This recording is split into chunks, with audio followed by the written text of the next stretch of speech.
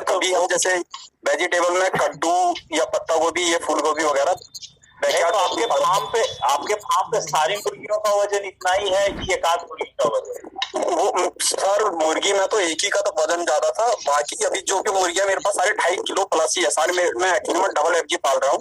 हाँ, तो सारी कोई 4 किलो की समथिंग में भी थी पहले, वो अंडा देती, और बाकी यही सबसे ज्यादा हैवी हुई। अच्छा देखिए, ऐसा है ना कि बैकयार्ड में जब हम मुर्गियों को पालते हैं तो कोशिश करते हैं कि मोस्टली चावल वगैरह खिलाएं, क्योंकि वही इजीली अवेलेबल होता है। Yes sir. तो कई मुर्गियों का मेटाबॉलिज्म जो होता है थोड़ा फास्ट होता है, उसके चलते क्या होता है उनके बॉडी में फैट डिपोजिशन बहुत ज्यादा होने लगती है। ये जो वजन बढ़ रही है वो फैट के चलते बढ़ती है, ना कि प्रोटीन जो मांस बनता है उसके चलते। तो जितना फैट बढ़ेगा उतना जो है वो ओव्यूलेशन, एक्चुअली क्या होता है ना, जहां से अंडा आना होता है उसको ओवरी बोलते हैं। तो ओवरी से जब ओव्यूलेशन होता है तो उसको इंफंडिबुलर में कलेक्ट करना होता है। ये फैट जो है ना उसको हिंडर करता है कलेक्शन में, तो वहां कलेक्ट नहीं होता है तो पेट में ही रह जाता है अंडा। और वो इकट्ठा, देखिए ओव्यूलेशन तो हर 26 घंटे में हो रहा है, लेकिन वो पेट में ही इकट्ठा होते जाता है, फिर इकट्ठा होते हट जाता है, हटने से इन्फेक्शन होती है, डेथ हो जाती है।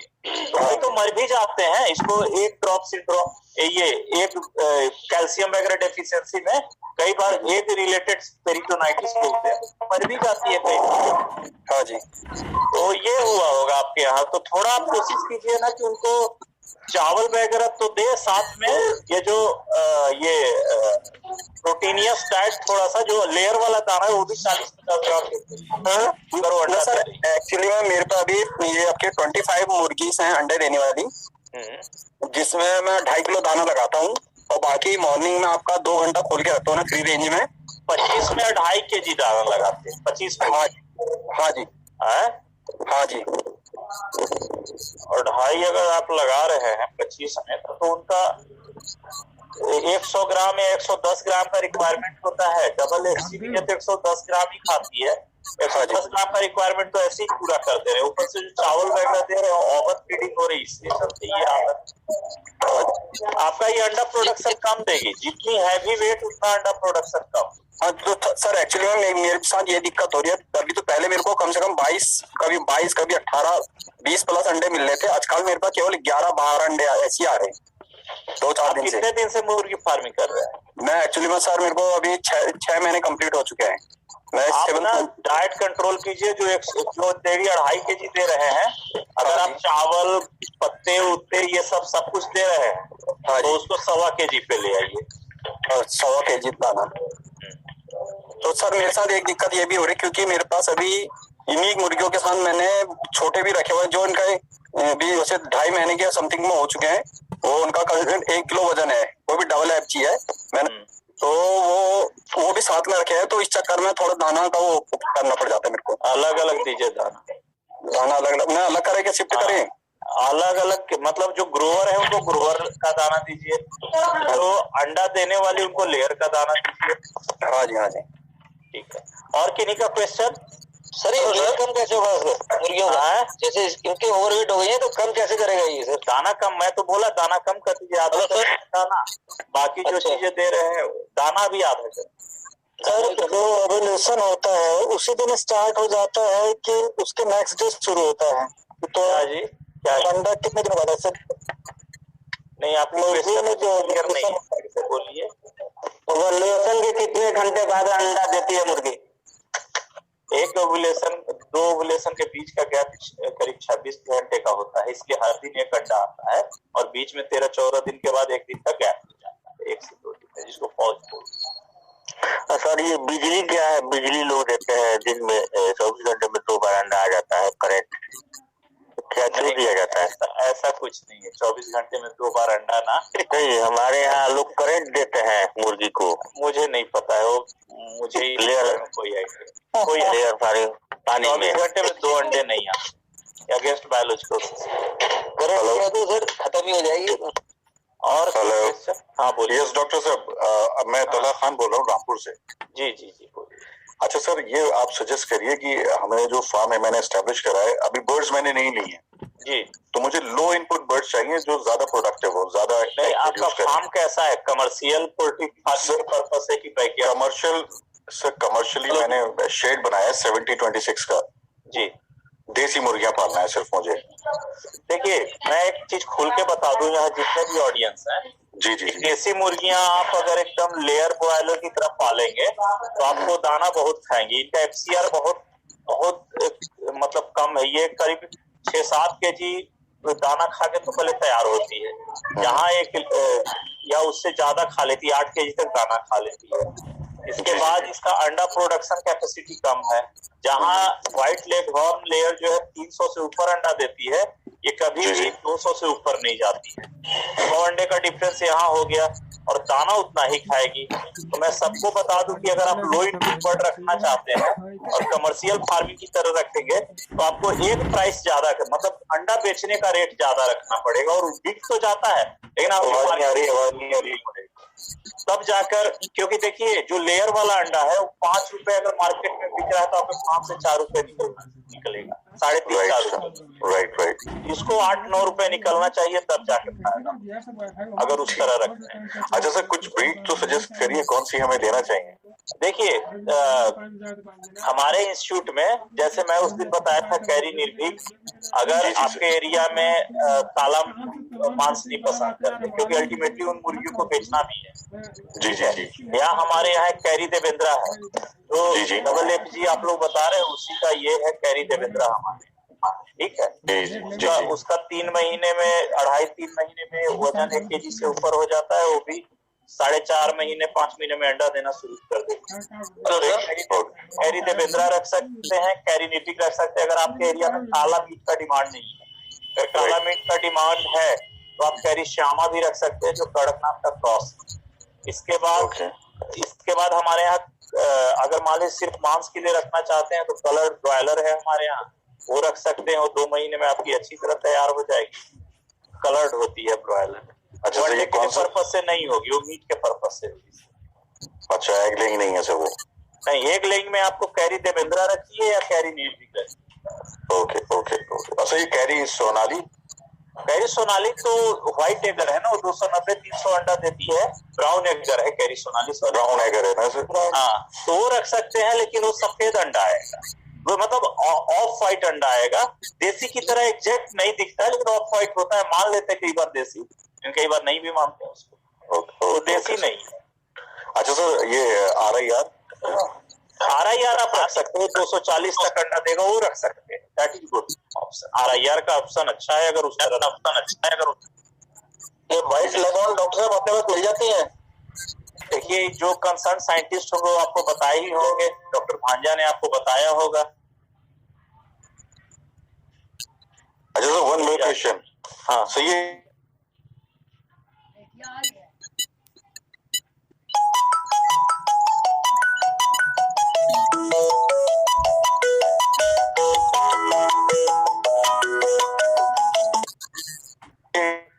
यहाँ नहीं इसकी जो ये चूंकि बाहर की बर्ड है तो इसकी गर्मियों में परफॉर्मेंस अच्छी है। अच्छा, अच्छी नहीं। सर, अंडे वाले को नॉर्मल फॉर्म में रख सकते हैं क्या? नॉर्मल फॉर्म में मतलब? मेरा मतलब है जैसे केज ना बनाए, खाली फॉर्म शेड बना के। आराम से। चलिए, देसी में कौन सा? असील कागर का चूजा कितने का होगा? असील कागर आप ये अगर प्योर क्यों रखना चाहते हैं आप? देसी का ज्यादा क्रेज है ना, वो ब्लैक मुर्गे का। ये तो सारी देसी पिछले बार मैंने बताई थी ना, तो उसमें असील कागर का प्रोडक्शन बहुत कम है। असील कागर तो हम लोग वो दूसरे क्रॉसेज बनाने के लिए रख सकते हैं फार्म। आप लोग केवल कैरी निर्भीक, कैरी श्यामा, उपकारी, हितकारी, या हम लोग और बना रहे कैरी ग्रेसी वगैरह, ये सब इन पे कंसंट्रेट कीजिए। प्योर आप लोग मत रखिए, फायदा नहीं। ओके। ठंड में उत्तराखंड में जैसे रखना चाहे तो वह सर्वाइव कर जाएंगे मुर्गियां? सर, मैं सुन नहीं पाया, रिपीट करेंगे सर क्या? जी जी, बोलिए सर। मैं ये पूछ रहा था, मेरे पास 3000 कैपेसिटी का शेड है, तो उसमें अंडे के लिए मैं देसी रखूं या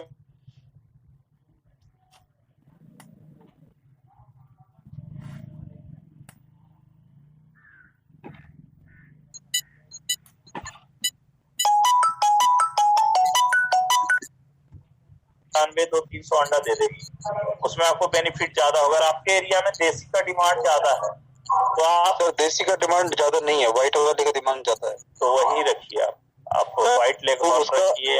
उसका अंडा तो सर नॉर्मल व्हाइट वाले में जाएगा, तो 6 रुपए के आसपास, 5-6 रुपए। हाँ वही उसी में जाएगा, लेकिन अंडा प्रोडक्शन भी तो उसका ज्यादा है। 100 अंडा। कड़कनाथ का बिजनेस करें, कैसा रहेगा लखनऊ में? लखनऊ में अच्छा है, कड़कनाथ लखनऊ में अच्छा कर सकते हैं। इसकी मांग है जी सर? वहाँ काफी डिमांड है। अच्छा डिमांड है जी इसकी। Hello sir. हाँ बोलिए सुनील जी। हाँ सर नमस्कार सर। नमस्कार बोलिए। सर अभी अपना जो धनराज जो है ना वैरायटी है सर, हाँ ये कौन सा सर? ये बैकवर्ड में आता क्या, कैसे sir? Dhanraja actually coloured broiler, coloured देसी में कह के बेच देते उसको। सर इसके पेरेंट्स बना सकते हैं?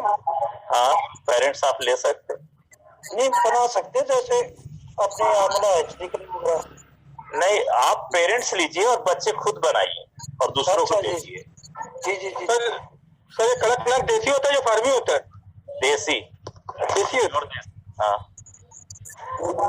सर ये वर्ल्ड में जो सबसे ज्यादा अंडे देता है दैट इज व्हाइट लेगहॉर्न, तो उसका भी अपने, हाँ जी उसका भी अपने पास मिल जाएगा कुछ? हाँ जी ICR में यहाँ कैरी में अवेलेबल है। Okay sir. पेरेंट्स जैसे लेंगे तो कितने कम से कम कितने लेने पड़ेंगे? ऐसा कुछ नहीं है, आप जितना चाहें उतना ले सकते। 2, 4, 6, 8 ऐसे भी नहीं ऐसे तो ये देखिए वो तो 2, 4, 6, 8 तो एज पर अवेलेबिलिटी है, लेकिन लोग 2, 4, 8 वाले को हम लोग डिस्करेज करते हैं, उसके लिए भी उतना ही मेहनत करना पड़ता है। हाँ बच्चे बच जाते हैं तो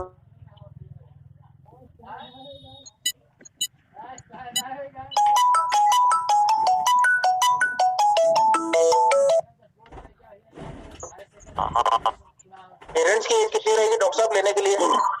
हम डे ओल्ड चिक्स ही देते हैं, वही आपको पालना पड़ेगा, फिर वो जो अंडा देने लगी तो क्रॉस कराइए, मुर्गा मुर्गी साफ रखिए, उससे बच्चे निकालिए।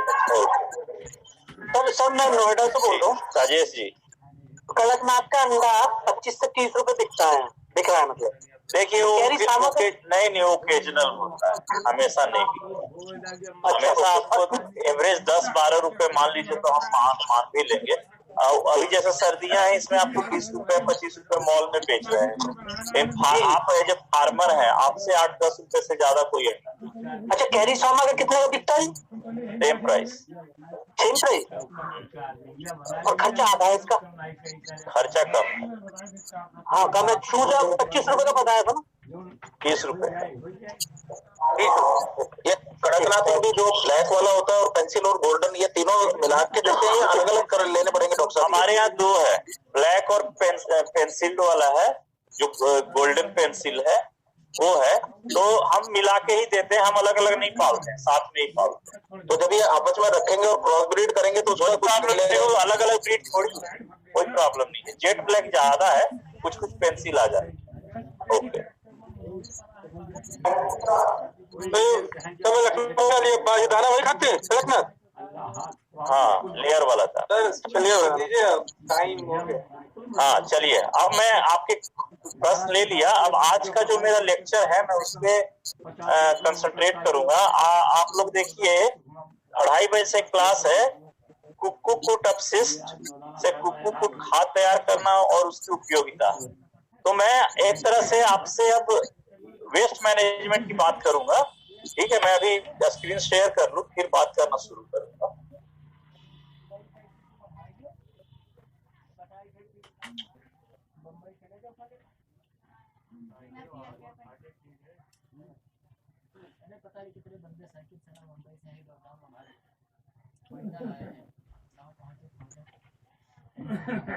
एक मिनट मैं शुरू कर रहा हूँ।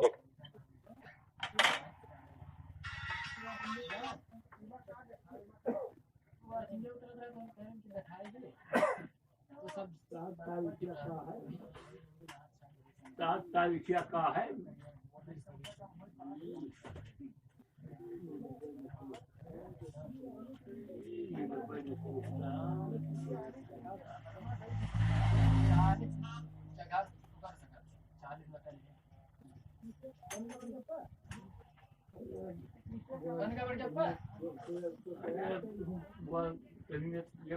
तो तैयार कर लेकिन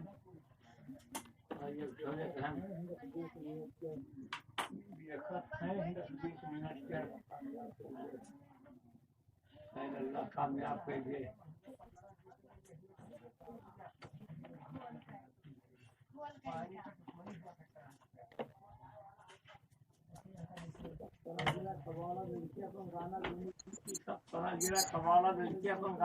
आप लोग को स्क्रीन दिख रहा है? सर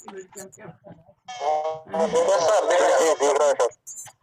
हाँ, तो ये जो एक्चुअली ये जो टॉपिक है अपशिष्ट, अपशिष्ट से अपशिष्ट बोलते हैं, इसका इंग्लिश में मीनिंग होता है वेस्ट। वेस्ट मीन्स जिसको आप डायरेक्टली किसी चीज में यूज नहीं कर सकते। तो जब पोल्ट्री फार्म आप लोग खोलेंगे, कई लोग लेयर का फार्म खोलेंगे, कई लोग ब्रॉयलर का फार्म खोलेंगे, कई लोग देसी का फार्म खोलेंगे, कई लोग क्वेल का फार्म, बटेर का फार्म खोलेंगे, कई लोग हो सकता है टर्की का फार्म खोले। लेकिन मोस्टली जो भी फार्म खोलेंगे, अगर वो शहर से नजदीक होगा तो आपको हो सकता है कि इन्वायरमेंट क्लियरेंस लेना पड़े अपने म्युनिसिपल कॉर्पोरेशन या आजकल पंचायत वाले भी इन्वायरमेंट क्लियरेंस का या इन्वायरमेंट कंसर्न का ऑब्जेक्शन डालते हैं फार्म खोलने से। तो आपको इस सब्जेक्ट की नॉलेज होनी चाहिए कि जो हमारे यहाँ से जो वेस्ट आएगा, वेस्ट किस फॉर्म में आएगा ये भी मैं बताऊंगा। मेन वेस्ट होता है उनका बीट, मुर्गी का बीट समझते होंगे आप लोग, तो बीट उनका मेन वेस्ट होता है। तो बीट या वहां से जो मोर्टेलिटी हो रही है या उनका आपने बिछावन वगैरह जो यूज में लाया है, जो लीटर वगैरह यूज में लाया है, उनका निष्पादन कैसे करें, उनसे छुटकारा कैसे पाए, आज मैं उसके बारे में बात करने वाला हूं। और निष्पादन के साथ साथ अगर उनसे हम थोड़ा इनकम जनरेशन और कर लें तो बहुत अच्छी बात है। मेरी आवाज क्लियर आ रही है सबको? हाँ जी सर। ठीक है, मैं कंटिन्यू करता हूँ। तो मेरा आज का ये जो टॉपिक है वेस्ट या अपशिष्ट निष्पादन का जो ये लेक्चर है, वो ओनली उसके निष्पादन पे नहीं आधारित है। हम लोग कोशिश करते हैं इसके थ्रू हम कुछ एक्स्ट्रा इनकम जनरेट कर सकें, हमें कुछ एक्स्ट्रा पैसा आ जाए। एक्स्ट्रा पैसा इसलिए हम बोल रहे हैं कि आपको पता है कि कोई भी बिजनेस आजकल बड़ा ही कम मार्जिन वाला बिजनेस हो गया है, क्योंकि हमेशा देखिए कोई ना कोई प्रॉब्लम बिजनेस में लगी ही रहती। फॉर एग्जांपल पोल्ट्री में अभी देखिए पीछे कोरोना के चलते हम लोगों ने पोल्ट्री फार्म बंद करवा दिए। हम लोगों ने मतलब लोगों के मुर्गियां बिकी ही नहीं कोरोना पीरियड में। अब नॉर्मल हुई तो बर्ड फ्लू आ गई। तो हमेशा कुछ ना कुछ प्रॉब्लम रहती है और मुर्गियों को डिस्ट्रॉय करने की नौबत आ जाती है। जैसे बर्ड फ्लू में अगर जहां बर्ड फ्लू आ गए तो मुर्गियों को मारना पड़ेगा। अब इतनी मुर्गियों को क्या करें? तो मान लीजिए मारना भी पड़े और कोई ऐसा मेरे पास उपाय हो जिससे इनकम जनरेशन बढ़ जाए उस मरे मुर्गियों से भी बिना किसी हार्म के, तो बड़ी अच्छी बात है। तो मोर्टेलिटी भी एक वेस्ट होती है। बीट जो निकलती है मुर्गियों से वो तो बहुत बड़ा वेस्ट है। और आप देखे होंगे कि गाय का गोबर का तो इस्तेमाल लोग विभिन्न चीजों में कर लेते हैं, मुर्गियों के बीट का इस्तेमाल बड़ा कम चीज में होता है। उसका रीजन ये है कि मुर्गियों के बीट में एक नाइट्रोजन तत्व बहुत ज्यादा होता है। नाइट्रोजन तत्व ज्यादा होने के चलते इसको जहां रखेंगे ना वहां का पेड़ पौधों को ये जला देगा। आप देखिए वहां एक बार घास जो जलेगा फिर दोबारा घास नहीं आएगा जहां मुर्गी का बीट रखा है। कई लोग मुर्गी का बीट, सड़ा हुआ मुर्गी का बीट गन्ने वगैरह खेत में यूज कर लेते हैं, लेकिन अगर आप दाल चावल गेहूं के खेत में अगर बीट एज सच डाल देंगे पोल्ट्री का, बहुत ज्यादा सड़ा हुआ नहीं है तो वो जल जाएगा। जलने का रीजन है कि उसमें नाइट्रोजन डालना। तो आज मैं जो क्लास लेने वाला हूँ वो यही बताने वाला हूँ कि पोल्ट्री फार्म से वेस्ट कौन कौन से आएंगे और उस वेस्ट को अगर आप फेंक रहे हैं तो फेंकने के बजाय उससे इनकम कैसे जनरेट करें और उससे अपने इन्वायरमेंट को बचाएं।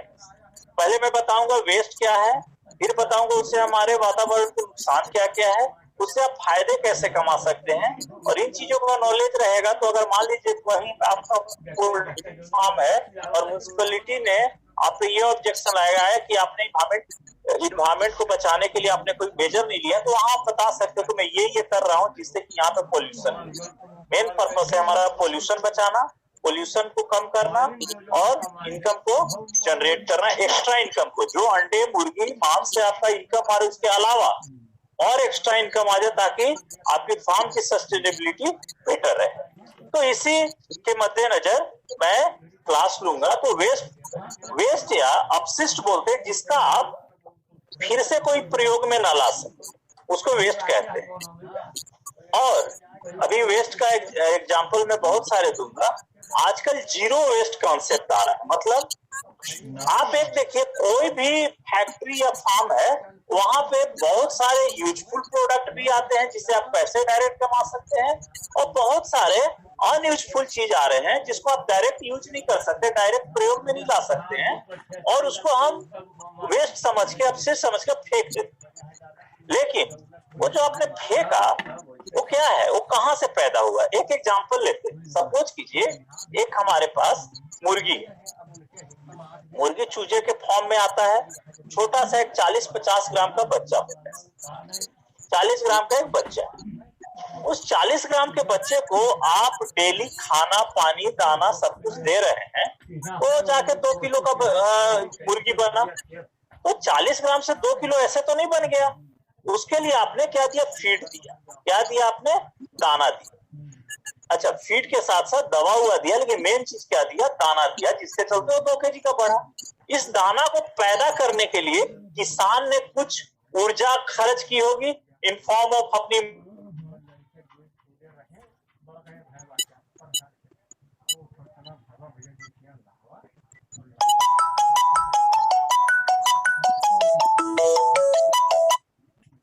मेहनत हुई, या 10th क्लास तक जिन्होंने पढ़ाई करी होगी उसमें ये पढ़ा होगा कि ऊर्जा का ना तो क्षय हो सकता है ना विनाश हो सकता है, उसका केवल रूपांतरण हो सकता है एक फॉर्म से दूसरे फॉर्म।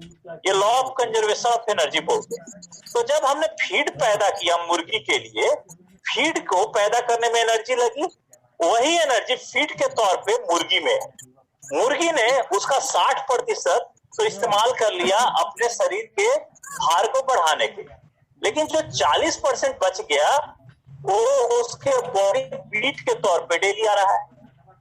मेरी बात समझ में आ रही होगी? 40% जो अनपचा फीड बच गया वो बीट के तौर पे बाहर आ रहा है। अब उस बीट को हम वेस्ट समझ के क्या करते हैं कि अपने घर के किसी दूर वाले इलाके में जाके इकट्ठा जमा कर देते हैं, जमा करके छोड़ देते हैं। लेकिन वो 40% को पैदा करने के लिए भी तो एनर्जी आई थी, वो 40% भी एनर्जी है, लेकिन हम लोग उसको वेस्ट समझ रहे हैं। अब ये तो एक सिंपल सा 40% है, ऐसे कितने वेस्ट दुनिया में आते होंगे जो कोई ना कोई एनर्जी का फॉर्म है और उसको हम लोग डंप करके छोड़ देंगे। ऐसे क्या होगा? आफ्टर 1000 साल 2000 साल बाद क्या होगा कि हम कुछ ऊर्जा जो है ऐसे डंप करके छोड़ दिए, और ऊर्जा का एक सीमित स्रोत है, ऊर्जा असीमित नहीं है, ऊर्जा का एक सीमित स्रोत है। आने वाले समय में हमारे पूर्वजों को ऊर्जा की कमी होने की चांस रहती है, हमारे पूर्वजों को ऊर्जा की कमी हो सकती है। अब अगर ऊर्जा की कमी हमारे पूर्वजों को पूर्वजों को नहीं, आगे आने वाले जनरेशन को ऊर्जा की कमी हो सकती है। इस ऊर्जा को कमी से बचाने, इस ऊर्जा की कमी को बचाने के लिए हम लोगों को ये जो वेस्ट जो पैदा कर रहे हैं, चाहे कुछ से भी, यहाँ तो पोल्ट्री फार्म में कहीं से भी वेस्ट पैदा कर रहे हैं, उससे फिर से एनर्जी सृजित करने की जरूरत है। अदरवाइज हम अपने अगले जनरेशन को अब कुछ दे नहीं पाएंगे। आप लोगों ने एडवर्टाइजमेंट में देखा होगा, टीवी पे आती है कि पेट्रोल बचाएं। पेट्रोल क्यों बचाएं? क्योंकि ऊर्जा का सीमित स्रोत है पेट्रोल, और पेट्रोल अगर खर्च होगी तो हमारे अगले जनरेशन को पेट्रोल मिलेगी। उसी तरह वो तो पेट्रोल एक छोटा सा ऊर्जा का स्रोत है, यहाँ तो डिफरेंट तरह के ऊर्जा के स्रोत को हम लोग ऐसे डंप करके छोड़ दिए हैं, उस पर ध्यान नहीं दे रहे हैं, और उसके वातावरण को क्या नुकसान है वो भी मैं बताऊंगा। तो ये जो वेस्ट आ रहा है, आप देखिए वेस्ट जो है, जैसे जैसे टेक्नोलॉजी एडवांस हो रही है वैसे वैसे वेस्ट का प्रोडक्शन भी बढ़ रहा है। जैसे कि मुर्गियां पहले खुले में चरती, इसको बैकयार्ड पोल्ट्री सिस्टम बोलते हैं। बाद में 2 तरह की मुर्गियां आई, एक ब्रॉयलर आया, एक लेयर आया। कम जगह में ज्यादा मुनाफे के लिए ब्रॉयलर को हमने हाउस में बंद करके पालना शुरू किया, तो हार्डली 0.7 स्क्वायर फीट का एरिया देके पालना शुरू किया। लेयर को हम हार्डली 1 स्क्वायर फीट का एरिया डाल के पालना शुरू किया। और एक कमरे में जहां, अब ये देखिए, जो खुले में मुर्गियां चलती है उनको हम आज के समय में 10 स्क्वायर फीट का एरिया देते हैं, मतलब इनसे 10 गुना ज्यादा। यानी यहाँ 10 गुना मुर्गियां ज्यादा होगी उसी एरिया में। जब 10 मुर्गियां गुना ज्यादा होगी इस एरिया में, या आजकल इसी हाउस आ गया, एनवायरमेंटल कंट्रोल्ड हाउस, यहाँ 20 गुना ज्यादा मुर्गियां होती खुले से। तो जितना ज्यादा टेक्नोलॉजी एडवांस होगा वहां वेस्ट उतना ज्यादा प्रोड्यूस होगा। अब अगर वो वेस्ट, अगर हम बोले कोई एनर्जी का स्रोत है उसको यूज नहीं करेंगे, अब वेस्ट तो किस किस तरह का आएगा इन फार्मों से? जितना ज्यादा टेक्नोलॉजी एडवांस होगा सबसे ज्यादा आपको मुर्गी का मीट और उसका बिछावन, 70% वेस्ट तो यही होगा। 10% वेस्ट डेड बर्ड्स का होता है, मोर्टेलिटी 10% तक आ जाती है फार्म में, तो 80% हो गया। बाकी 10% में अगर जिनके पास हैचरी उनको हैचरी वेस्ट आएगा, जिनके पास मुर्गा मुर्गी काटने का स्थान है उनका स्लाउटर वेस्ट आएगा, जिनके यहाँ अंडा तो सबके यहाँ आएगा, अंडा और फेदर पंख तो सबके यहाँ आएगा। शेड को जो धुलाई करेंगे उससे पानी आएगा वो वेस्ट होगा, या अगर स्लाउटर हाउस है उसकी धुलाई करेंगे तो वो पानी। तो ऐसे कर करके आपका डिफरेंट टाइप का वेस्ट आएगा, जिसमें एक्सक्रीटा एंड लीटर, मुर्गी का बीज और उसका बिछावन सबसे मेन एक्सक्रीटा वेस्ट होगा। इसके बाद मोर्टेलिटी सेकेंड वेस्ट होगा, और थर्ड जो है फेदर और अंडा टूटा हुआ वो वेस्ट होगा। इसका कोई प्रयोग में नहीं लाते, और हम क्या करते हैं, अपने घर से दूर हम इसको एक जगह इकट्ठा करने लगते हैं। और आप यहाँ इकट्ठा करेंगे तो देखा देखी आपके आसपास के लोग भी यहाँ कूड़ा करकट फेंकना शुरू करेंगे, और ये कूड़ा करकट का ढेर बनना शुरू हो जाएगा, बिना ये सोचे कि इससे हमारे इन्वायरमेंट को क्या नुकसान हो रहा है। हम बस यही सोचते हैं हमारा घर साफ सुथरा तो सब साफ सुथरा, ऐसा नहीं है। आपने जो दूर में जाकर फेंकी है वो वापस हमें ही मिलता है। इस फॉर्म में अभी मैं बताता हूँ। अच्छा, अभी कुछ देर पहले मैंने बताया कि मुर्गियों का जो बीज है उसको गाय के गोबर तक की तरह हम प्रयोग में नहीं ला पाते हैं, क्योंकि इसमें जो नाइट्रोजन है गाय के गोबर से 3 गुना ज्यादा है। और जहां इसको रखेंगे आप, जहां इसको रखेंगे वहां के पेड़ पौधों के लिए जला, इवन खेत में डालेंगे तो खेत के पेड़ पौधे जल जाएंगे, अगर वो अच्छी तरह का खाद नहीं बना हुआ है। और खाद बनाना बहुत मुश्किल नहीं है, लेकिन बहुत आसान भी नहीं है। गाय के गोबर की तरह इसमें खाद नहीं बनता है। जैसे गाय के गोबर को 2 महीने गड्ढे में दबा दीजिए तो खाद बन जाता है, यहाँ वैसे खाद नहीं बनता है। और इसीलिए मुर्गियों के बीट का आज तक बहुत अच्छा उपयोग नहीं हो पाया है, जबकि इसमें बहुत पोटेंशियल है। इस लेक्चर के अंत में आपको लगेगा कि हाँ, हम लोग इसको यूज कर सकते थे, लेकिन हमने किया नहीं। इसके साथ साथ नाइट्रोजन के साथ साथ इसमें आपको फॉस्फेट और पोटास भी है। हम ये एनपीके वाला खाद खरीदते, डीपीए खरीदते हैं, जिसमें पोटेशियम और फॉस्फेट खरीदते हैं।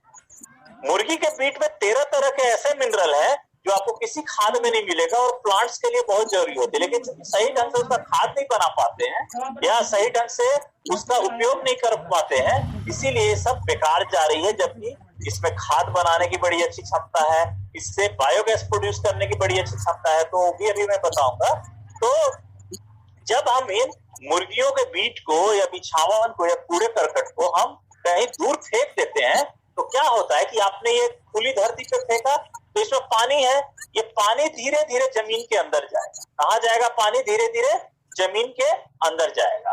और आप जानते हैं ट्यूबवेल का पानी हम जमीन के अंदर से ही लेते हैं, तो इस पानी के थ्रू पैथोजेंस या बहुत सारे मिनरल्स वगैरह उस अंडरग्राउंड वाटर सोर्स में चला जाएगा, और ट्यूबवेल से फिर वो हमें ही मिलेगा। हमने तो फेंका था कि मेरा घर साफ सुथरा रहे, हमें कोई मतलब नहीं है, लेकिन वो पानी, वो दूषित पानी, ये पानी तो दूषित हो गया, अंडरग्राउंड वाटर दूषित हो गया। और ट्यूबवेल, मोस्टली लोग ट्यूबवेल से पानी लेते हैं।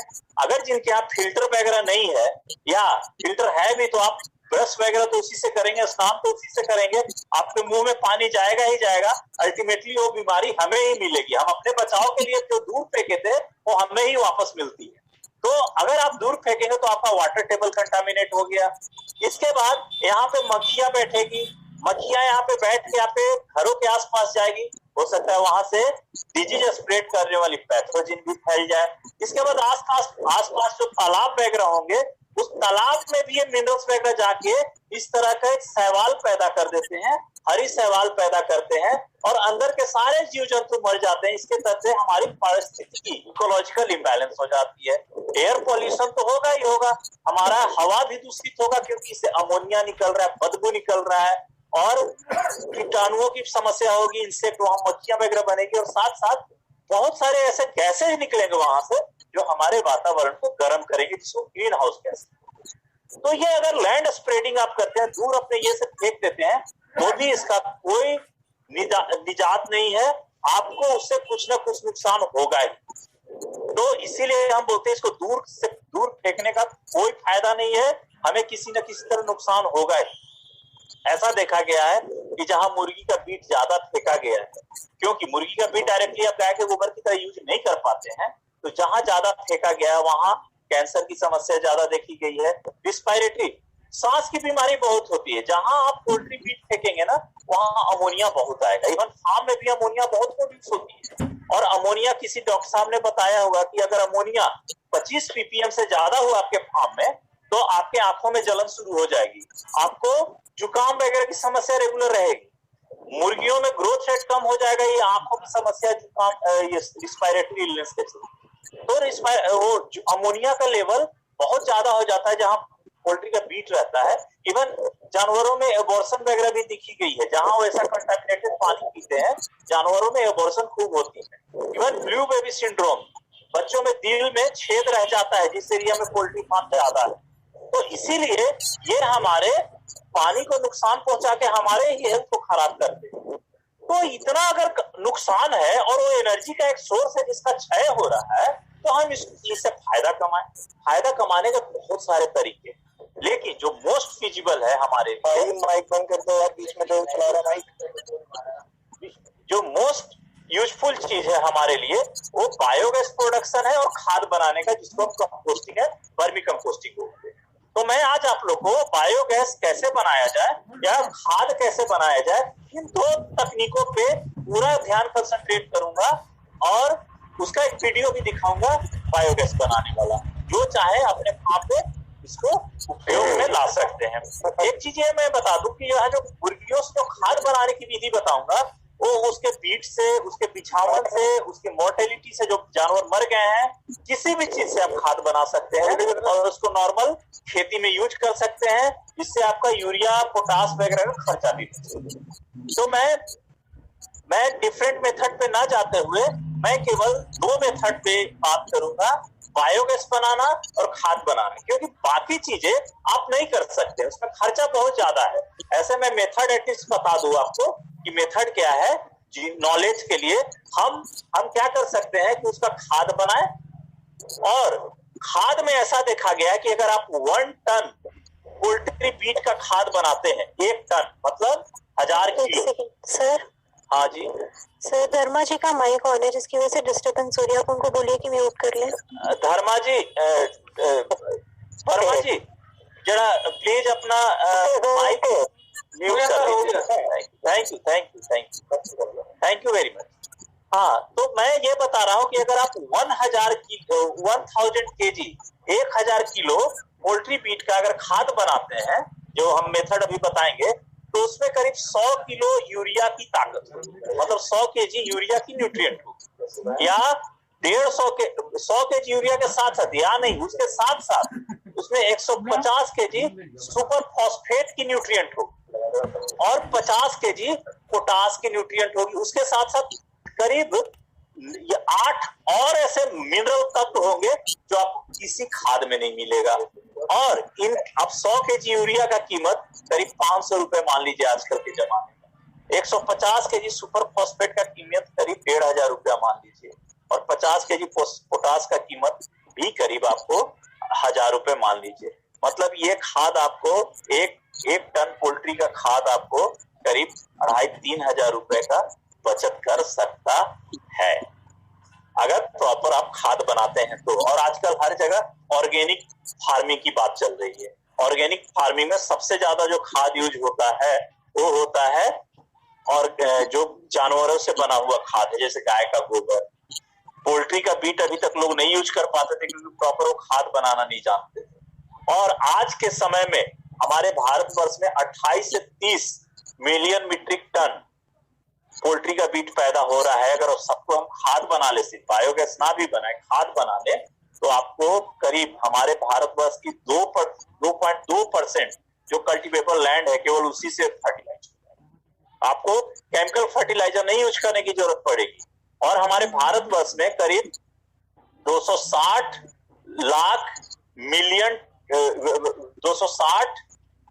मिलियन टन यूरिया का खपत है, उसका कम से कम आप 2% यूरिया तो बचा ही लेंगे।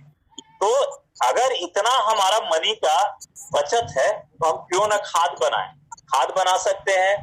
और विदेशों में तो पोल्ट्री बीट को गाय, भैंस या बकरी, भेड़ के दाने में 30% लेवल तक रिप्लेसमेंट करके लोग यूज करते हैं, मतलब पोल्ट्री बीट को ही दाना में खिला दे रहे हैं। तो ये लेकिन इंडिया में फिजिबल नहीं है, या उसको कोयले की तरह जला के बिजली पैदा कर रहे हैं, या ये बायोडीजल भी बना रहे हैं, जो मुर्गी वगैरह मर रही है उसे बायोडीजल बना रहे हैं। लेकिन ये सब टेक्निक बड़ा महंगा है।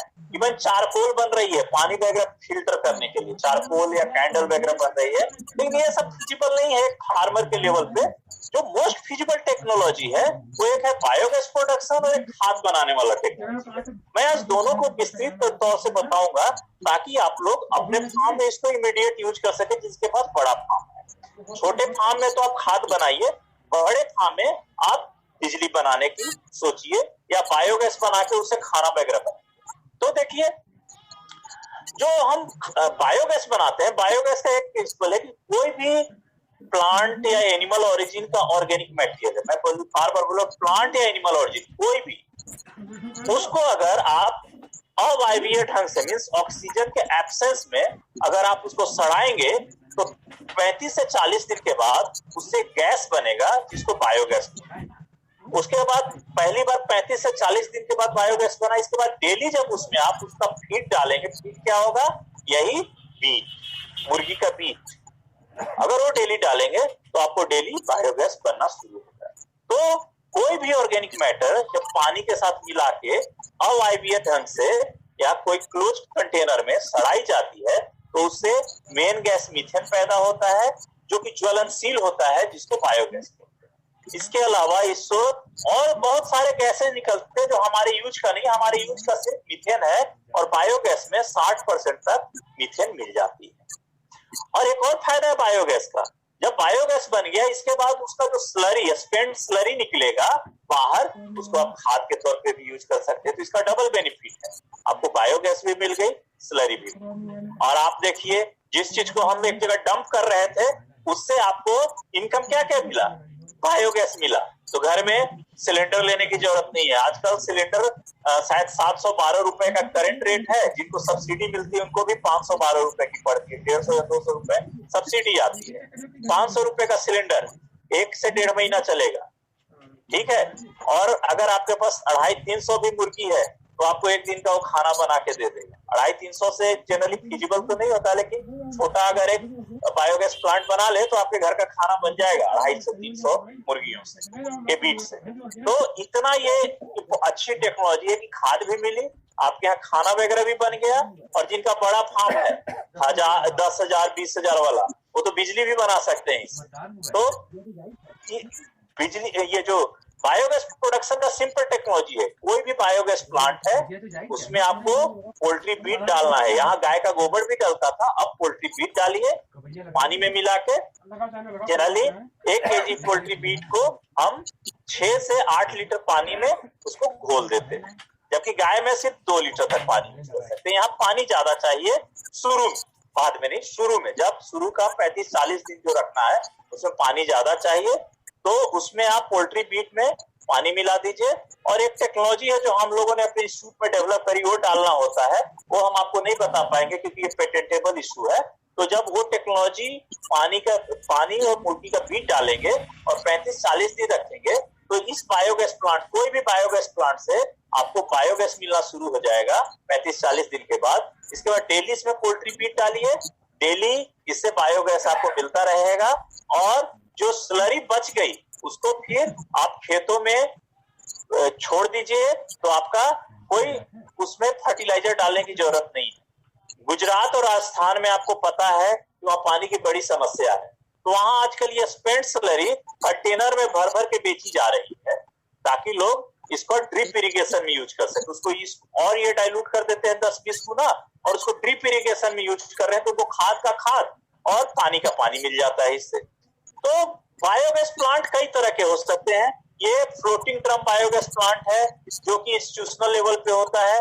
आजकल प्लास्टिक के ड्रम का भी आरती मॉडल बायोगैस प्लांट आ रहा है, ये यूज कर सकते हैं। या गांव में इस तरह का फिक्स्ड डोम बायोगैस प्लांट आता है, जिसमें क्या होता है कि सारा कंक्रीट का बना होता है, ये फिक्स्ड होता है, बाकी मैकेनिज्म ऑफ एक्शन वही है। मतलब ये किसी भी बायोगैस प्लांट में आप पोल्ट्री का फीड प्लस पानी प्लस हमारी टेक्नोलॉजी डाल सकते हैं, और आपको खाद, ये बायोगैस और खाद मिलेगा। ये हम लोगों ने थोड़ा एक एक्सपेरिमेंट किया था, इससे पहले हमारे संस्थान में भी बायोगैस नहीं बन पाती थी, तो इसमें उसी लेवल पे हम लोगों ने एक बायोगैस प्लांट छोटा सा बना लिया 200 लीटर का ड्रम लेके, और इसमें डेली हम 250-300 ग्राम मीट डालते हैं एक में, और इससे जो बायोगैस बनता है वो एक बर्नर जो है 20 मिनट चल जाता है। यानी हमारे पास ये 3-4 डाइजेस्टर है, तो 3-4 डाइजेस्टर से करीब 1 घंटे का हमारे पास बायोगैस डेली आ जाता है, और हार्डली हम 1 kg मीट डालते हैं। 1 kg से एक बर्नर करीब 1 घंटा चल जाता है, 1 से 20 मिनट चलता है, तो 1 घंटा के करीब चल जाता है। मैं आपको ये भी दिखाऊंगा, वीडियो दिखाऊंगा। और इसमें हम क्या करते हैं कि डेली, चूंकि रिसर्च है, तो डेली पोल्ट्री के फीड को हम तौलते हैं, उसको रात भर पानी में भिगोते हैं, फिर इसमें डालते हैं बायोगैस डाइजेस्टर में, एनारोबिक डाइजेस्टर में। फिर दूसरे दिन, अभी वीडियो दिखाऊंगा तब क्लियर हो जाएगा, दूसरे दिन हम इसमें ये पोल्ट्री मीट से हमें बायोगैस मिल जाती है। इस तरह के सिलेंडर को में भरते हैं, फिर उसको बर्न करते हैं, वो सब मैं आपको दिखाऊंगा। और मैं ये बताया अभी कि एक लेयर से डेली करीब आपको 90 ग्राम खाद मिलेगा, 90 ग्राम। और ऐसा देखा गया है कि करीब 12 से 14 केजी से आपको 1 क्यूबिक मीटर बायोगैस मिलेगा। 12 से 14 केजी पोल्ट्री मीट से 1 क्यूबिक मीटर बायोगैस मिलेगा। बायोगैस को क्यूबिक मीटर में नापते हैं, और 1 क्यूबिक मीटर में करीब 456 ग्राम या 460 ग्राम बायोगैस होगा वेट में। 456 ग्राम बायोगैस से, यानी आधा केजी लगभग बायोगैस से 4-5 मेंबर का खाना 3 टाइम आराम से बन जाता है। आपका जो घर में जो बायोगैस ये एलपीजी सिलेंडर आता है, वो भी करीब ये 14 केजी का होता है, और सर्दियों में वो करीब 1 महीना या गर्मियों में 1.5 महीना करीब चलता है, तो वही करीब वो भी 400 ग्राम के करीब कंजम्पशन होता है। ये 456 या 500 ग्राम के आसपास होता है 1 क्यूबिक मीटर, जिसमें एक दिन का खाना आराम से बन जाएगा। तो हम लोगों ने ये एस्टिमेट करी थी कि मान लीजिए 90 ग्राम 100 ग्राम पोल्ट्री मीट आती है, सबको तो इकट्ठा नहीं कर पाते हैं, कुछ वेस्ट भी जाता है उठाने। तो हम ये मानते हैं कि 2-250 बर्ड जिनके पास हैं, उनके पास 12-14 केजी मीट आराम से डेली निकल जाएगा। और एक छोटा सा प्लांट लगा लें, ठीक है ना, करीब ये 1 क्यूबिक मीटर का प्लांट, 1 क्यूबिक मीटर का भी प्लांट बनता है। 1 क्यूबिक मीटर का प्लांट बना तो उनका खाना आराम से बन सके। और अगर मान लीजिए इनके पास बड़ा प्लांट, तो वो 15 क्यूबिक मीटर से अपना प्लांट लगा सकते हैं। 15 क्यूबिक मीटर के लिए आपको डेली फीड चाहिए 15 × 14 केजी, ठीक है ना। 15 × 14 केजी आपको डेली फीड चाहिए। 14 × 15 यानी डेली आपको करीब 200 केजी बीट चाहिए, और 200 केजी बीट के लिए करीब आपको 2500-3000 हजार बर्ड चाहिए। ऐसा हम लोग मानते हैं कि 5000 बर्ड का अगर किसी का फार्म है, तो उनको 25 क्यूबिक मीटर का प्लांट चाहिए। 2500 का फार्म है, उनको 15 केजी का बायोगैस प्लांट चाहिए। उसी तरह मल्टीप्लाई करते जाइए। अगर 10,000 का फार्म है तो 50 क्यूबिक मीटर का बायोगैस प्लांट चाहिए। 50 क्यूबिक मीटर की जगह 25-25 के 2 बना लीजिए, तो ज्यादा हैंडी होगा। 50 क्यूबिक मीटर वाला सस्ता तो पड़ता है, इन 25-25 वाला इजी टू ऑपरेशन। और आप देखिए कि अगर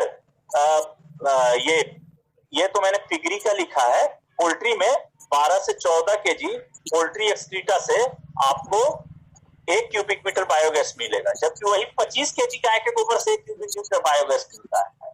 और एक क्यूबिक मीटर बायोगैस से आपको 1.25 यूनिट बिजली पैदा होगा। जिनके पास खाना बनाने से ज्यादा बायोगैस पैदा हो गया, बड़ा फार्म है, तो 1.25 यूनिट बिजली कहां से पैदा करेंगे? बायोगैस जनरेटर अलग आती है। बायोगैस जनरेटर सिंगल फेज या ट्रिपल फेज में आता है डिपेंडिंग ऑन साइज। अगर मान लीजिए आपका 25 क्यूबिक मीटर तक का फार्म है, 25 क्यूबिक मीटर तक का फार्म है, तो आप सिंगल फेज का बायोगैस प्लांट लगा सकते हैं और 1 क्यूबिक मीटर गैस से आपको आया 1.25 यूनिट, तो 15 क्यूबिक मीटर का बायोगैस प्लांट है, वो सारा गैस आप यूज कर रहे हैं तो आपको 15 यूनिट तक बिजली आराम से मिल जाएगा। उसी तरह जिनका बड़ा फार्म है, 45 क्यूबिक मीटर का बायोगैस प्लांट है, उनको 50 यूनिट तक बिजली मिल जाएगा। यानी आपका अपना फार्म फ्री का रन होगा, कोई पैसे नहीं। तो ये भी तो सेविंग है, बिजली के जो बिल देते हैं उसका बचत हो गया, क्योंकि जब आप फार्म खोलेंगे तो आपको कमर्शियल रेट से बिजली का बिल लगेगा। कमर्शियल रेट आजकल 7 से 10 रुपए है, तो वो भी तो बचत है आपका। तो जहां आपका वातावरण का नुकसान हो रहा था, जहां आप ऊर्जा का कोई यूज नहीं कर रहे थे, देखिए ये ऊर्जा का यूज है। आप खाना बना सकते हैं, आप बिजली पैदा कर सकते हैं। अभी मैं वीडियो दिखाऊंगा अंत में। इसके बाद जिनको खाद बनाना है उसकी टेक्निक बता रहा हूं। खाद बनाने में भी कुछ नहीं है। मान लीजिए बायोगैस प्लांट लगाने में जनरली ऐसा देखा गया कि 25 क्यूबिक मीटर का बायोगैस प्लांट लगाएंगे तो आपको करीब 10 लाख रुपए का खर्चा है बिना जनरेटर का। जनरेटर लगाएंगे तो करीब 15 लाख रुपए का खर्चा। जिनके पास इतना, अच्छा इसके लिए गवर्नमेंट सब्सिडी भी दे देती, ठीक है। सब्सिडी मान लीजिए कोई इतना नहीं खर्चा करना चाहता है, ठीक है, तो आप सिंपल उस जो एक्सक्रीटा निकल रहा है, जो पुराली वगैरह बिछावन वगैरह निकल रहा है, उसकी कंपोस्टिंग कर लीजिए। आजकल लोग गाय का गोबर का आप कंपोस्टिंग देख रहे होंगे, गड्ढे खान के और उसमें वो लोग सड़ाते थे। लेकिन हम लोग पोल्ट्री के बीट में ये रिकमेंड नहीं करते हैं, क्योंकि अगर मान लीजिए गड्ढे में आप रखेंगे तो एक तरह से अपने आसपास के वाटर टेबल का आप नुकसान करते हैं, आपका वाटर टेबल कंटामिनेट है। तो हम लोगों ने जो मेथड डेवलप करी है उसको एरोबिक कंपोस्टिंग। एरोबिक कंपोस्टिंग हमेशा या तो एक मेट्रिक टन का जो आप बता रहे थे, फिर इसका कितना कॉस्ट बता रहे थे आप? किसका? 35 वाले का? 25 का मैं बता रहा था, करीब 7 से 10 लाख रुपया आपको बायोगैस प्लांट में लगेगा और 3 से 3.5 लाख रुपया आपको बायोगैस जनरेटर में। तो 10 से 15 का रेंज आएगा। Okay sir. अगर आप फ्लोटिंग ड्रम लेते हैं, अगर फिक्स डोम बनाते हैं, फिक्स डोम बायोगैस प्लांट बनाते हैं 25 क्यूबिक मीटर का ही, तो उसमें करीब 7 से 10 लाख रुपया हो जाएगा। फिक्स डोम 40% कम खर्चे में बनता है, ठीक है, और फ्लोटिंग ड्रम 40% ज्यादा खर्चे में बनता है। वहीं आपने प्लास्टिक वाला आरती मोटर ले लिया तो आपको मुश्किल से 50-75 हजार में हो जाएगा। तो इसीलिए बहुत सारे ऑप्शन है। जब आप लोग इस पे जाएंगे ना तो आपको ऐसे ऐसे प्लांट मिलेंगे, सस्ते में हो जाएगा, लेकिन लॉन्ग ड्यूरेबल आपका फिक्स डोम है फ्लोटिंग ड्रम वाला बायोगैस। अब मैं खाद की बात, क्वेश्चन अंत में पूछिएगा, मैं आज आपको पूरा टाइम दूंगा, डोंट वरी। मेरे पास अभी है टाइम 5-10 मिनट, तो 5 मिनट में खत्म करूंगा। 5 मिनट का मैं आपको वीडियो दिखाऊंगा, उसके बाद 10 मिनट आपका क्वेश्चन लूंगा। मैं 3:15 तक आपको क्लास दूंगा। सो कंपोस्टिंग जनरली जो गड्ढे में कंपोस्टिंग की जाती है उसको एनारोबिक कंपोस्टिंग बोलते हैं। उसको हम लोग नहीं रिकमेंड करते हैं, क्योंकि उससे हमारे वातावरण को नुकसान फिर से होगा, पानी वाटर टेबल हमारा फिर से कंटामिनेट हो जाएगा। तो हम ऐसा बोलते हैं कि या इस तरह के लकड़ी के बक्से में जिसमें थोड़ा गैप हो, जिसमें हवा दे, या जमीन से ऊपर कोई हार्ड सरफेस पे, जैसे सड़क है, सड़क जैसा पीच नुमा हार्ड सरफेस बना दिए और उसके ऊपर आप कंपोस्टिंग करें। यहाँ पे कंपोस्टिंग करने के लिए क्या क्या चीज की जरूरत है? एक तो पोल्ट्री का बीट चाहिए आपको। क्या चाहिए? पोल्ट्री का बीट चाहिए, ठीक है ना। सपोज कीजिए मेरे पास 1000 केजी पोल्ट्री का बीट, इतना 1000 केजी पोल्ट्री का बीट इकट्ठा हो गया। अब मुझे इसका खाद बनाना, क्योंकि 1000 केजी पोल्ट्री बीट आप डायरेक्ट खेतों में नहीं डाल सकते, तो 1000 केजी पोल्ट्री बीट के लिए आपको करीब 300 से 400, मान लीजिए 350 केजी आपको क्या चाहिए? कोई भी पुराली या पेड़ के पत्ते या घास, तो ये सब बिजली मिल जाएगा आपको। आसपास के इलाके में पेड़ के पत्ते, घास या पुराली पराली लोग जला देते हैं, उस जलाने के बदले या खाद के तौर पर यूज करें। 350 के लिए आपको पराली चाहिए और करीब आपको 250 लीटर पानी चाहिए। क्या चाहिए? 250 लीटर पानी चाहिए। 1000 केजी पोल्ट्री मीट को खाद में बदलने का रेसिपी। 1000 केजी पोल्ट्री मीट है तो 350 केजी आपको क्या चाहिए? आपको कोई भी प्लांट मटेरियल जिसको आप डायरेक्ट यूज नहीं कर सकते हैं, पराली, पाल या पेड़ के पत्ते या घास, कुछ भी, ठीक है ना। और 250 लीटर पानी चाहिए। अब हम क्या करेंगे, हर को 5 भाग में बांट देंगे। ये 1000 केजी पोल्ट्री मीट है तो 5 भाग में 200 केजी हुआ, ठीक है। 200 केजी ये हुआ, इसको 5 भाग में बांटेंगे तो 70 केजी ये हुआ, और ये 250 को 5 भाग में बनाएंगे तो 50 केजी ये हुआ। ये तीनों का एक मिश्रण बना क्या करेंगे कि हम पहले ये 70 केजी पराली नीचे स्प्रेड कर देंगे जमीन, सॉरी, नीचे जमीन पे 70 केजी पराली या प्लांट मटेरियल स्प्रेड कर देंगे। 70 केजी वो स्प्रेड करने के बाद उस पे 200 केजी पोल्ट्री का मीट फैला देंगे और उस पे हम 50 लीटर पानी का छिड़काव कर देंगे। उसके बाद फिर दूसरा लेयर इसी तरह 70 केजी, 200 केजी और 50 लीटर पानी का ऐसे कर करके हमारा 5 लेयर बन जाएगा और इससे इसकी हाइट आ जाएगी करीब 3 फीट। इतना हाइट आ जाएगा, 3 फीट का हाइट है। इसके बाद इसको 1 महीना छोड़ दीजिए। अंदर का टेम्परेचर 70-80 डिग्री चला जाता है। एक तरह से ये मेथड है धीरे धीरे किसी चीज को पकाना।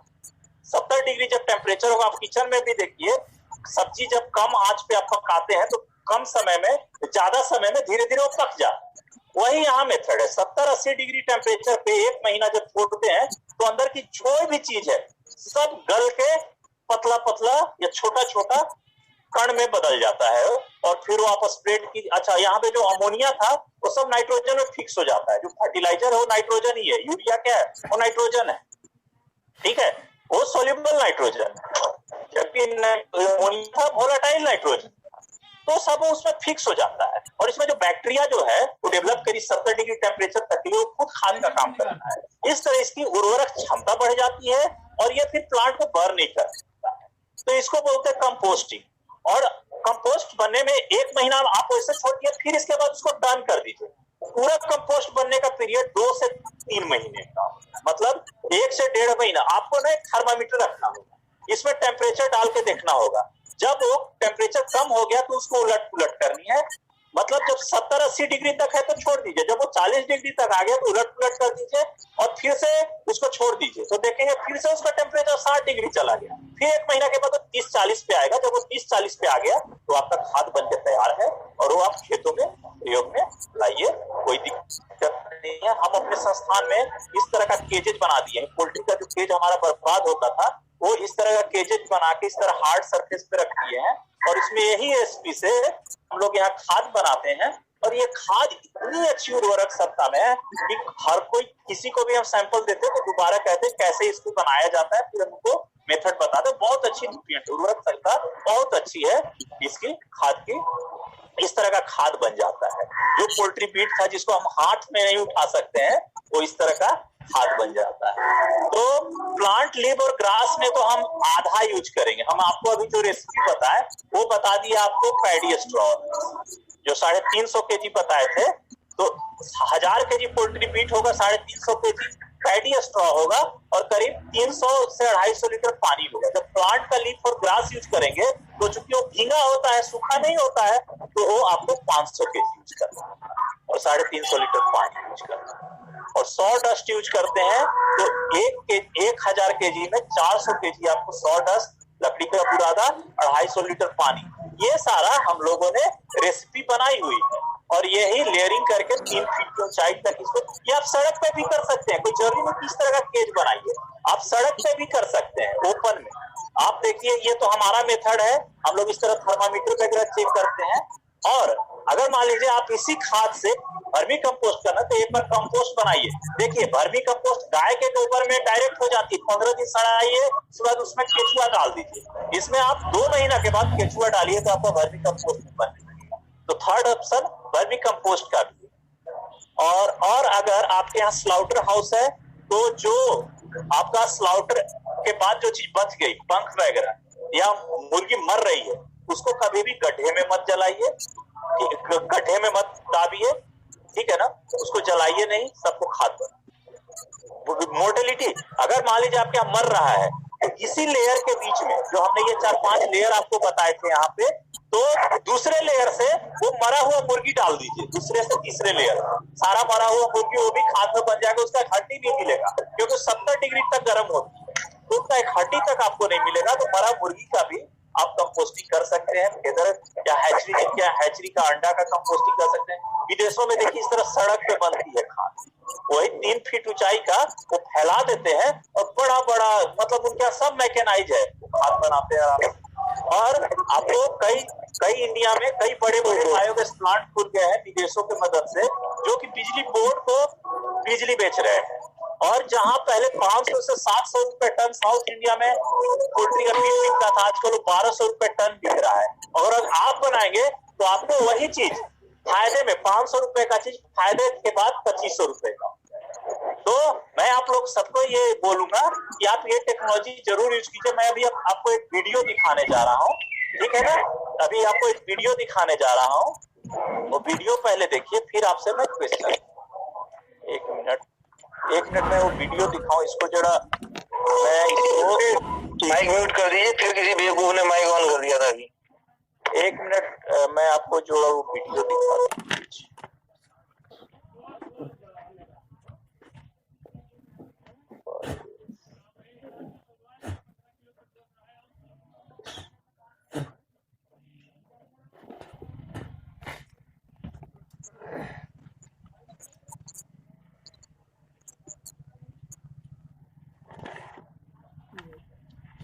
एक मिनट में इसको अनशेयर करके दूसरा फिर से शेयर कर रहा हूँ, 2 मिनट रुकिएगा।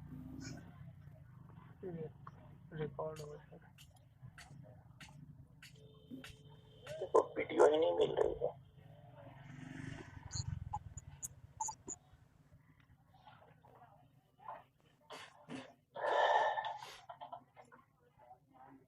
आप लोग वेट कीजिए प्लीज, मैं जरा शेयर करता हूँ।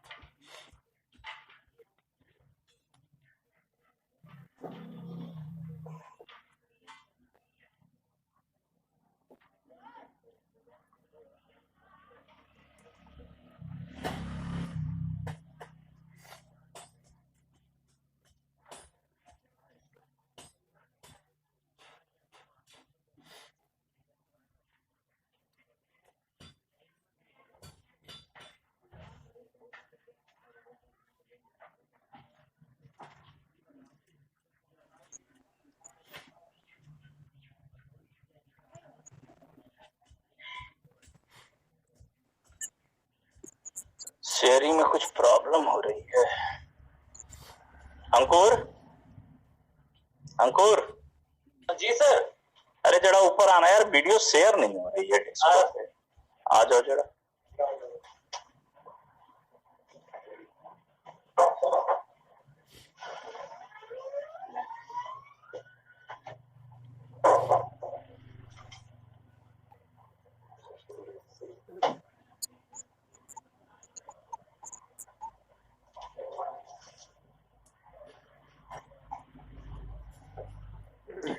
यहाँ शेयर नहीं हो पा रही है। देखो यहाँ पे मैंने वीडियो रखा है, ये रखा है, इसको खोलूं पहले।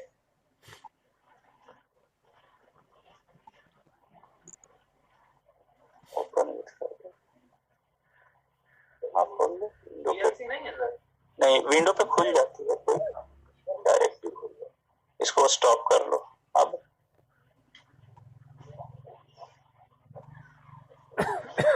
हाँ हाँ, वो उधर वाला, हाँ, वहां से फुल स्क्रीन ले लो।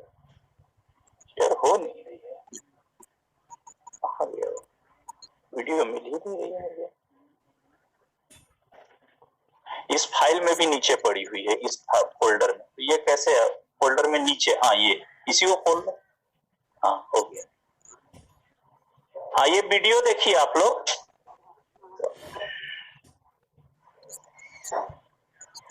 बायोगैस वाली टेक्नोलॉजी है ये।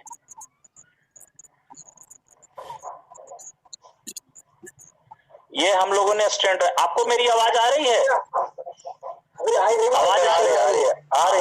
ये देखिए, हम लोगों ने वो प्लांट बनाया और ये पोल्ट्री, क्योंकि हमारे यहाँ हाथ से।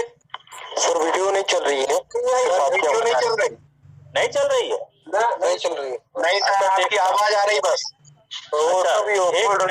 शेयर नहीं हुआ, शेयर नहीं हुआ यार। एक मिनट रुकिए,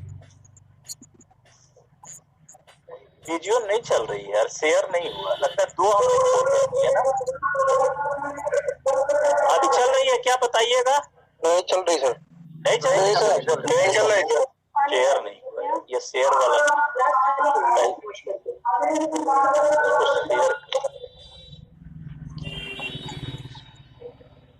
इसी फोल्डर नहीं आगे एक्सटेंड, इस फोल्डर में यहाँ देखिए। मैंने डेस्कटॉप पे तो रखी है लेकिन मिल नहीं रहा। इसमें जाइए, इसमें सबसे नीचे ये वाला। आप बताइए चल रही है कि नहीं? नहीं सर, फोल्डर नहीं दिख रहा है, खुले नहीं हो रही। फोल्डर दिख रहा है सर, चल नहीं रहे।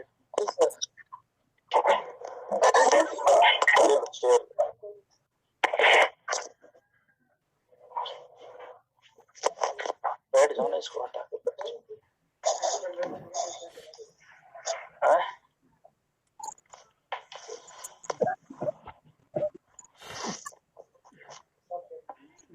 हाँ, मैं ये दे दूं, तब तक उनको बोलते हो ना।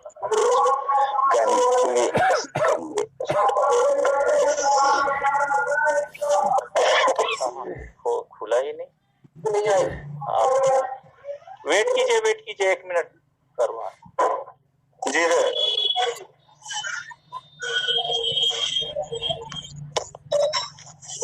तब तक क्वेश्चन ले लेता हूँ आपका।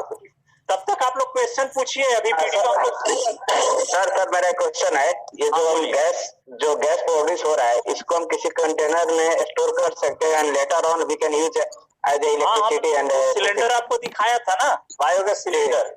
तो उसके लिए अभी वीडियो में पता चल जाएगा कि हम कैसे भर सकते हैं। कंप्रेसर आती है, ऑटोमेटिक भी आती है, मैनुअल भी आती है। उससे आप लोग भर के जैसे हम लोग एलपीजी सिलेंडर यूज करते हैं वैसे ये बायोगैस सिलेंडर। सर इसका रेशियो क्या होगा, वेट कितना, पानी कितना? 1 kg में 8 से 10 लीटर पानी होता है। ओके, शुरू में। और उसके बाद डेली आपको 2 गुना, मतलब